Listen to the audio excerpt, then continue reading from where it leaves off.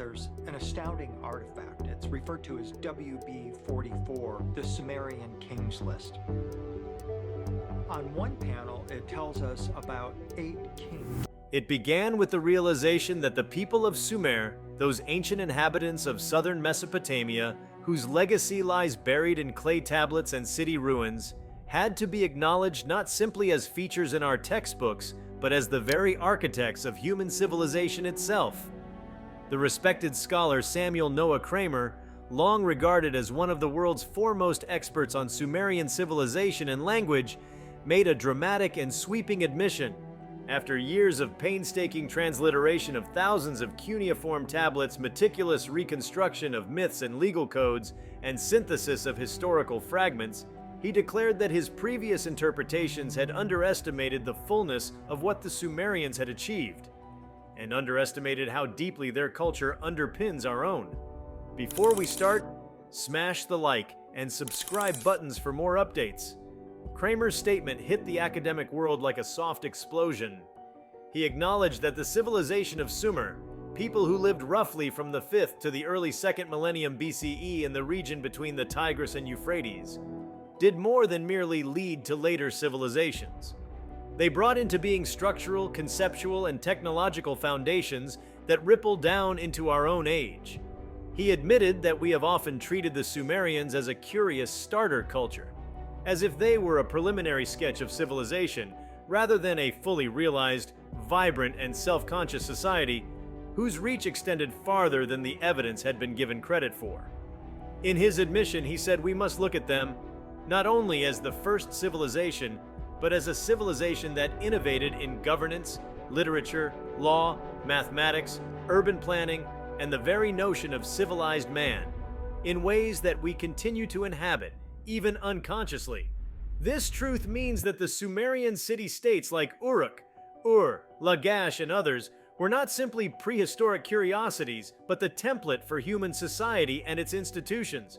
Kramer admitted that for far too long the narrative had been Semitic or later peoples built on the Sumerian foundation and took it forward.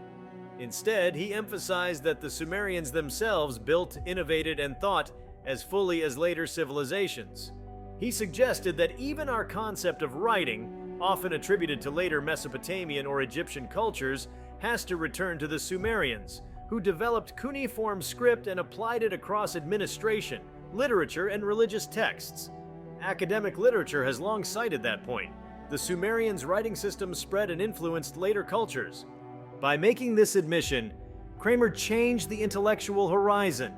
He invited historians, linguists, anthropologists, and the general public to reframe Sumerian civilization not as a quaint stepping stone, but as a full civilization that must be judged on its own terms. He insisted that the modern idea of civilization itself is indebted to their frameworks: the city-state, the priesthood and bureaucracy, codified law, literacy, record-keeping, canals and irrigation, and the leap from nomadic or simple agrarian communities to dense, organized urban centers. The implications are vast. Those who study Western thought, Middle Eastern history, comparative religion, mathematics, astronomy, or political science cannot ignore the Sumerian imprint. This admission prompted a profound recalibration of how we view the beginnings of complex society. Kramer laid out that Sumer was not just early, but foundational and generative. From tablets preserved in museums and excavated city ruins, he traced how Sumerian legal codes anticipated later lawgivers, how Sumerian myths anticipated later religious themes, and how Sumerian economic mechanisms foreshadowed later market systems. For example, what we call the first law codes, the first school systems, the first literate bureaucracy, all have recognizable Sumerian antecedents. Kramer admitted the full weight of these firsts and declared them properly Sumerian. The effect is that the cradle of civilization is no longer simply metaphorical but concrete. Sumer held the cradle. In that moment, we see that the Sumerians were vision holders. Kramer's confession underscored that they envisaged human society in new categories: cities with walls, streets, and marketplaces, temples that were more than houses of worship but administrative and economic centers, scribes trained in schools managing clay tablet records, irrigation systems that turned marsh and desert into arable land, and literate traditions that recorded myth, law, and commerce. Until that admission, many narratives unthinkingly placed them as precursors waiting to be surpassed. Kramer insisted they were not waiting, they were already there. With this in mind, the significance for subsequent scholarship and popular understanding cannot be overstated. Scholars must re-evaluate sources, retranslate tablets with fresh eyes for how Sumerians organized their world, and reconsider the extent to which later civilizations adopted, adapted, and were influenced by Sumerian prototypes. The lines of descent are not purely linear but labyrinthine. Cultural, linguistic, technological, and institutional threads weave from Sumer into Akkadian, Babylonian, Assyrian, Hittite, and eventually into Greek-Roman and beyond. Kramer's revelation prompts a turn back to Sumer, asking what else has been overlooked, assumed away, or undercredited. But more than academic ripple effects, the admission has cultural and philosophical weight. The Sumerians invite us to ask, how early did human societies really become civilized? How many characteristics we take for granted, writing, urban life, mathematics, law, even the idea of the individual citizen in a large polity, carry direct inheritance from the Sumerians? If we acknowledge that inheritance more fully, then our own self-understanding shifts. We see ourselves as heirs to not only Greek and Roman legacies, but to something older, deeper, more luminous. Kramer argued we must also reckon with Sumer as the locus of that inheritance, not just as a footnote. From the practical side of scholarship, Kramer's admission means that archaeological interpretation, textual translation, and historical modeling need to incorporate Sumerian agency rather than mere background. Researchers must ask not just, what did the Sumerians influence, but what did the Sumerians develop directly, independently, innovatively? Every cuneiform tablet from the Sumerian period becomes a piece not only of local history, but of the blueprint of civilization. Kramer's work already showed how Sumerian education systems were in place, how scribal training existed in stable institutions. He admitted that earlier scholarship had underweighted that reality, treating Sumerian society as primitive relative to later ones, when in fact it already possessed many of the hallmarks we value today. In the minds of many, the Sumerians have now been elevated. Rather than being the earliest merely by chronology, they are recognized as being earliest in the sense of being original innovators, the first city builders, the first literate people, the first codifiers of law, the first urban civilization. Kramer's concession places them at the center rather than at the edge of ancient history. This reframing changes how we teach ancient civilizations, how we contextualize later history, and how we view cultural transmission across millennia. This adjustment also invites a more humble vision of the past. Kramer's acknowledgement carries with it the sense that human innovation is sometimes deeper in its roots than we give credit for. We assume progress begins with certain cultures and then advances. Kramer reminds us that a major leap occurred long before the civilizations we typically study in high school or university. The Sumerians weren't simply good for their time, they were revolutionary for all time. And recognizing that destabilizes some implicit teleologies in historical thought, the idea that history converges toward a known endpoint, or that certain cultures are destined to lead. Instead, by embracing the Sumerian example, we acknowledge that pivotal moments of human transformation can originate in unexpected places and times. The implications for identity and civilization heritage are profound. If the Sumerian imprint is foundational, then the story of humanity is richer, deeper, more interconnected. Western and Eastern lines of heritage converge in Mesopotamia in Sumer, but that convergence often goes unacknowledged. Kramer's admission forces us to recognize that the stories we tell about civilization must include Sumer as a protagonist. It also invites societies today, especially in the Near East, to view their ancient roots not as peripheral, but as central to world history. The region where clay tablets were pressed and city walls rose becomes not only an archaeological treasure, but a source of global human lineage. Technologically, Kramer's concession means that so many inventions, writing, the potter's wheel, seed plow agriculture, urban irrigation, perhaps even early mathematics and astronomy, are less borrowed and more parallel born in Sumer. His earlier works already emphasized these inventions, but in admitting the full depth of Sumer's originality, Kramer challenged scholars to reassess what parts of these technological breakthroughs emerged there, rather than being imported or influenced later. Thus, the Sumerians emerge as not only adapters, but pure innovators. Culturally, the repositioning implies that Sumerian literature, myth, religious ideas, and pictorial symbolism may carry deeper resonances in later traditions than had been fully acknowledged. Kramer's admission invites scholars of religion and myth to treat Sumerian motifs not simply as precursors to later stories, but as operative templates that shape thought across millennia. That means the anxieties, cosmologies, gods, and metaphors of the Sumerians may underlie traditions thought to have originated elsewhere. The effect is a shift from seeing Sumerians as ancestors to seeing them as architects. Politically, we must revise how we view power and governance in early human societies. Sumerian city-states had complex governance, bureaucracies, legal codes, not simple tribal chiefdoms waiting to evolve into real states. Kramer's recognition forces political historians and anthropologists to ask whether the model of state formation needs to allocate more weight to Sumerian structures rather than seeing later empires as the true innovators. If the Sumerians had law courts, schools, administrators, scribes, and public works, then they were already modern in the sense of structured society rather than proto-modern. Kramer's admission shifts that line. Since knowledge is cumulative, this revelation about the Sumerians opens new directions for research.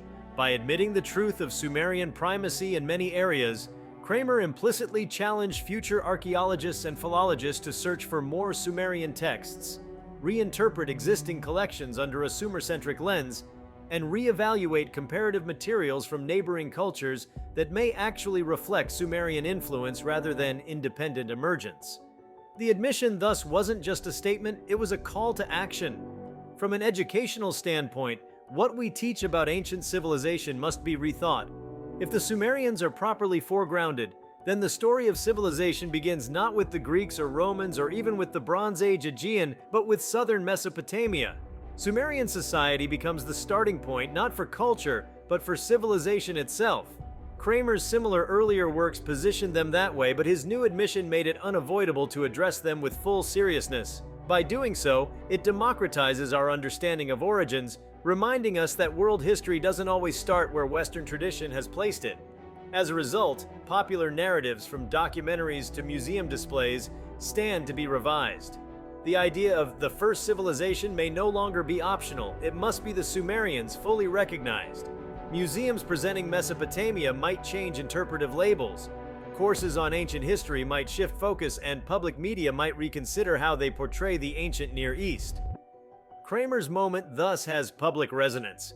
It is not just for academics, but for how societies imagine their place in time. Philosophically, the admission by Kramer invites us to reflect on the nature of historical credit. How many civilizations did we dismiss because they seemed unfamiliar, or because the sources were fragmentary? How many innovations did we attribute to later peoples because they were more visible or better recorded? By turning our gaze more fully on the Sumerians, Kramer encourages humility. The past is not neatly linear. It is layered, contested, retouched. The reality is that the Sumerians built foundations we still walk on, even if we rarely stop to notice. Kramer's admission reminds us that discovery is ongoing, and history is not static. To admit error or underestimation is to advance knowledge. His willingness to say we must revise sets an academic standard. When new readings of tablets or new frameworks for interpretation emerge, scholars must be ready to reposition long-held narratives. In doing so for Sumer, Kramer opened the door to a richer, truer story of humanity's beginnings, and in so doing, honored the Sumerians not as just another ancient people, but as progenitors of civilization. The truth that Samuel Noah Kramer laid bare is that the Sumerians were the first civilization in every meaningful sense. They invented cities, writing, legal systems, administration, schooling, monumental architecture, and richly expressive literature. They gave us concepts of society that inform our lives today, whether we recognize that debt or not. And in admitting that truth, Kramer reshaped how we think about our origins, inviting us to look backward not with condescension or mere curiosity, but with respect, wonder, and recognition that the greatest of human innovations may have begun nearly 5 millennia ago in the marshes and canals of Sumer. When Samuel Noah Kramer finally opened his notebooks and spoke candidly about the truth surrounding the Sumerians, What he revealed changed the frame of ancient history forever. His words did not simply add another chapter to Mesopotamian studies, they rewired the very logic of how we measure the origins of human civilization. To carry forward that revelation means delving deeper into what his admission truly implies, that the Sumerians were not just the first in chronology, but the first in consciousness. They were the first people to imagine humanity as a social, moral, and cosmic entity, to capture that vision in a written language, and to systematize life through ritual, law, and administration. Kramer's confession, once absorbed, forces an intellectual reorientation of staggering scope. It is worth pausing to imagine what that moment must have been like. The quiet gravity of a scholar who had spent decades piecing together the fragments of clay, now realizing that he had underestimated the hands that shaped them. The Sumerians were not semi-legendary or transitional, they were intentional. Each wedge mark pressed into a tablet carried the weight of calculation and reflection. Kramer recognized that these people had done more than discover writing. They had discovered abstraction itself. Writing was not a mechanical invention. It was a conceptual one, a way to externalize thought. With cuneiform, the Sumerians broke the boundary between sound and symbol, turning ephemeral speech into tangible record. Kramer's later reflections show that he saw this as the first spark of human self-awareness on a collective scale. Before Sumer, societies existed, but none had created a comprehensive language system that could govern trade, preserve memory, and formalize law. The cuneiform script was not just a record of life, it was the machinery of civilization itself. Through it, the Sumerians cataloged crops, standardized weights, established property boundaries, recorded debts, and documented transactions. This capacity to fix information outside the human mind made administration possible. In that light, Kramer's admission is less about isolated firsts and more about the birth of systematic thought. But beyond administration, Sumerian writing unleashed the world of imagination. Kramer came to see their myths not as primitive tales, but as the first grand metaphysical architecture humanity ever built. In the epic cycles, stories of creation, divine conflict, cosmic order, and the human condition, he recognized echoes of later traditions. Their gods embodied forces and moral paradoxes that would recur across civilizations. Enlil, the lord of wind and command. Inanna, the goddess of love and war. Enki, the clever god of wisdom and fresh water. Each god reflected not only natural phenomena, but social principles, authority, fertility, ingenuity. In this pantheon, Kramer discerned the first philosophical conversation between humans and the cosmos. That insight reveals one of the profound implications of his admission. The Sumerians invented not merely religion, but cosmology as an organized form of meaning. They asked the questions that define intellectual humanity. Why are we here? What is justice? What happens after death?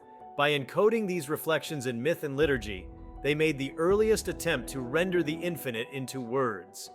Their temple hymns and city laments are not just prayers, they are early philosophy.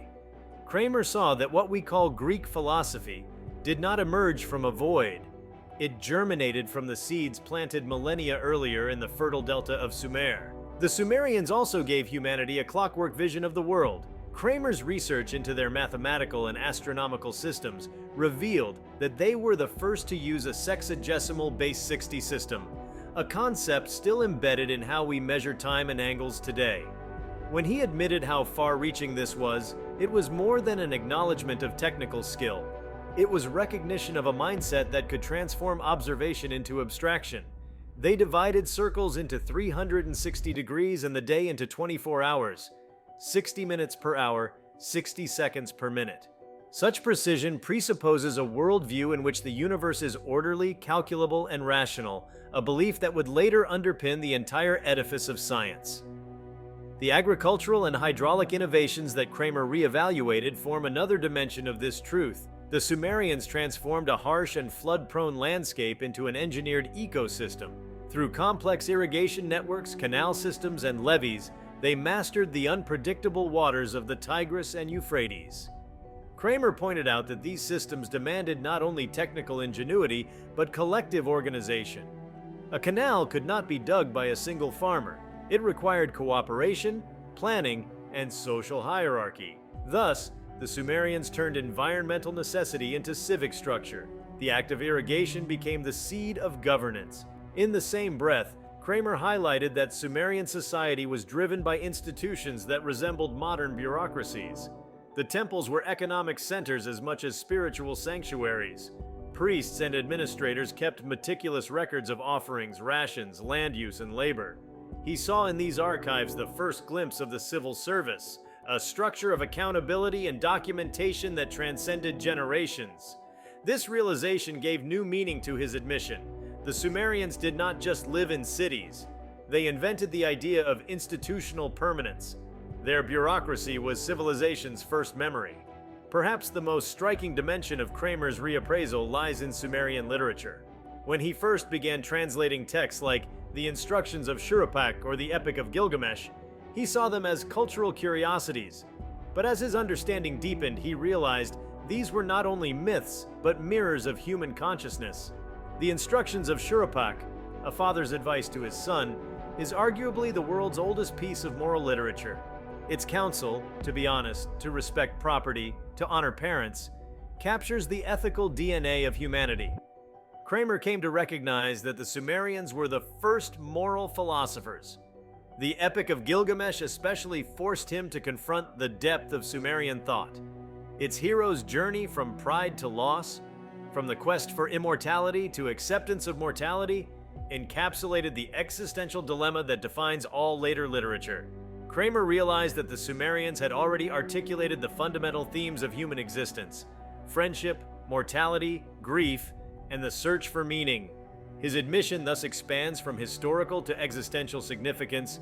The Sumerians were not only inventors of civilization, but discoverers of the human soul.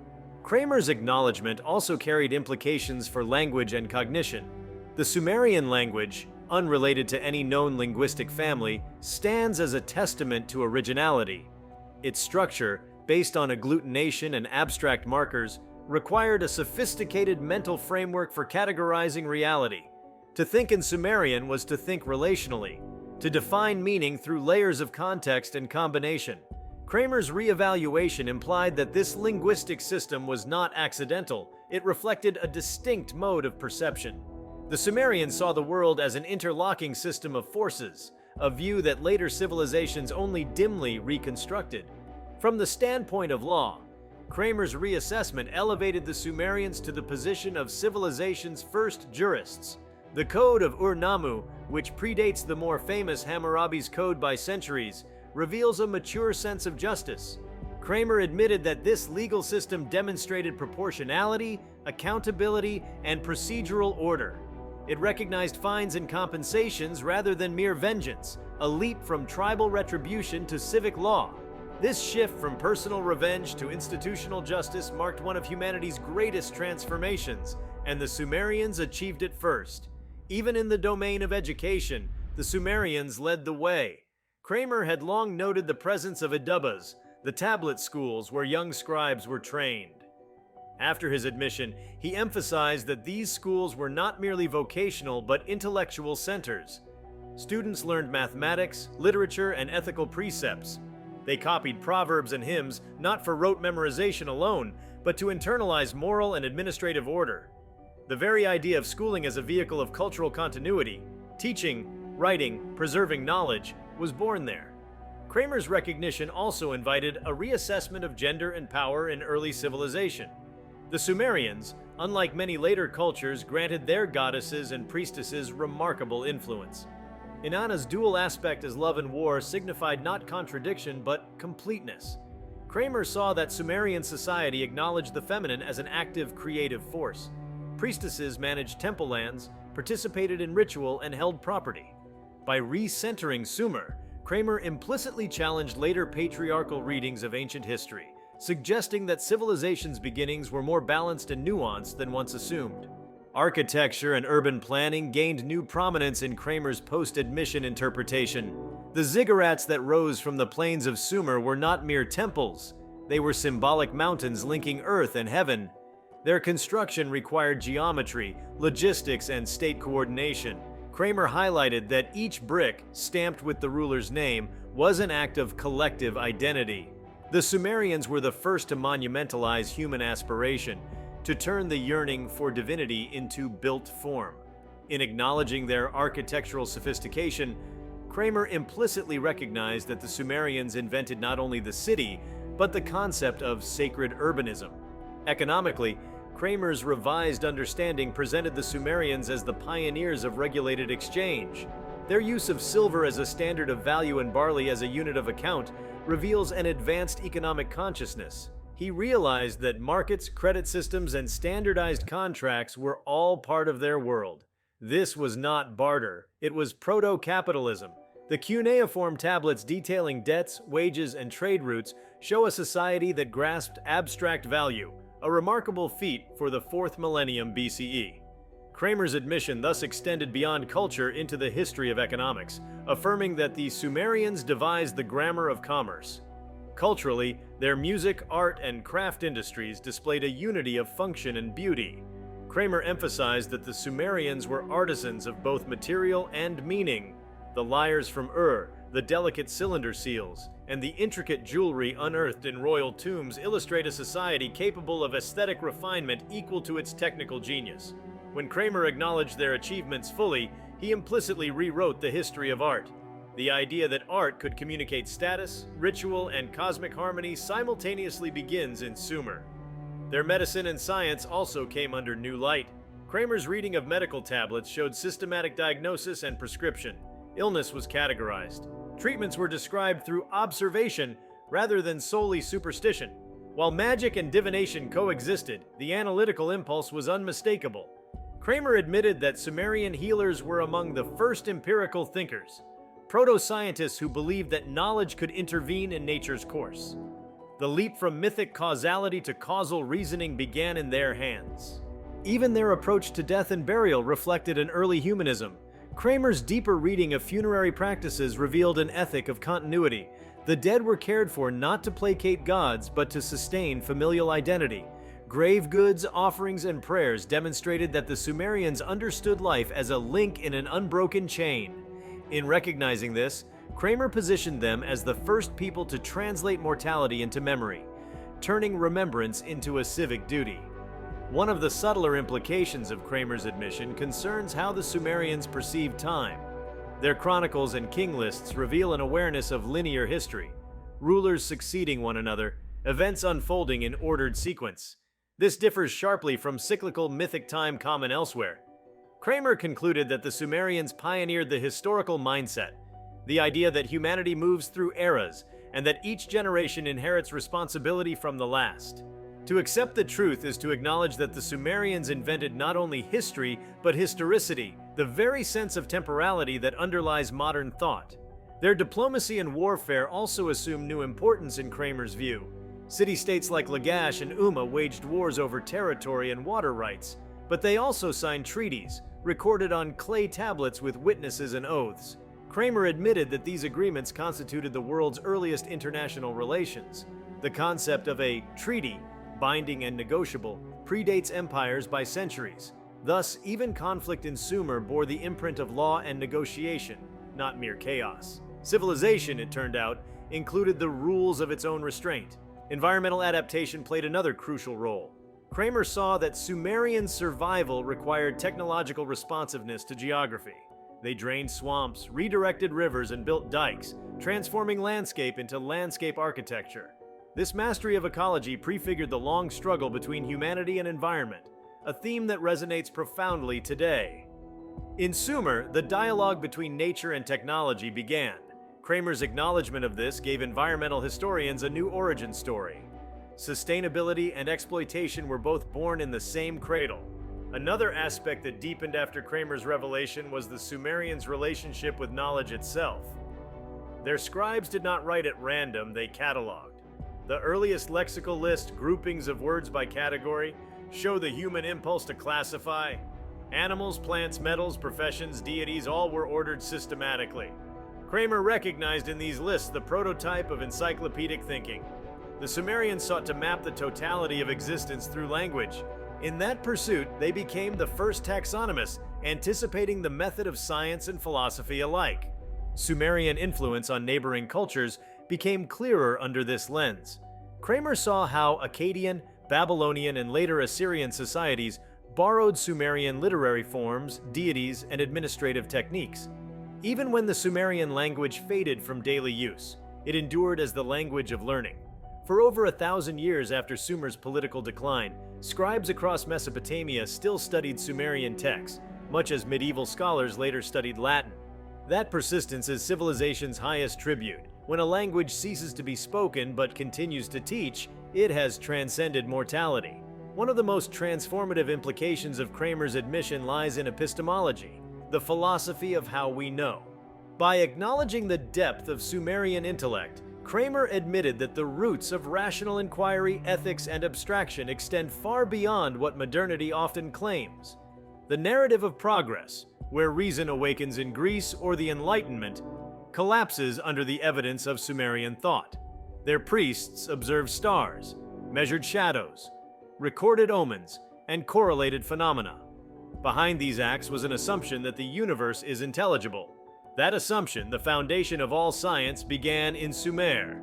Sumerian artistry and communication extended beyond writing to symbolism. Their iconography, winged figures, tree of life motifs, spirals, and celestial diagrams encoded layers of meaning that later cultures adopted almost wholesale. Kramer's revised stance implied that much of what we call ancient symbolism originates there. The archetypes that Carl Jung and others later explored, the hero, the mother, the divine child, already had form in Sumerian myth. The human psyche, it seems, had drawn its first collective map in those clay inscriptions. If you liked this video, please give it a like and subscribe to our channel. Also, leave your comments below and tell us, what are your thoughts on Samuel Noah Kramer finally revealing the truth about the Sumerians? We want to hear from you. Thank you for watching and see you next time.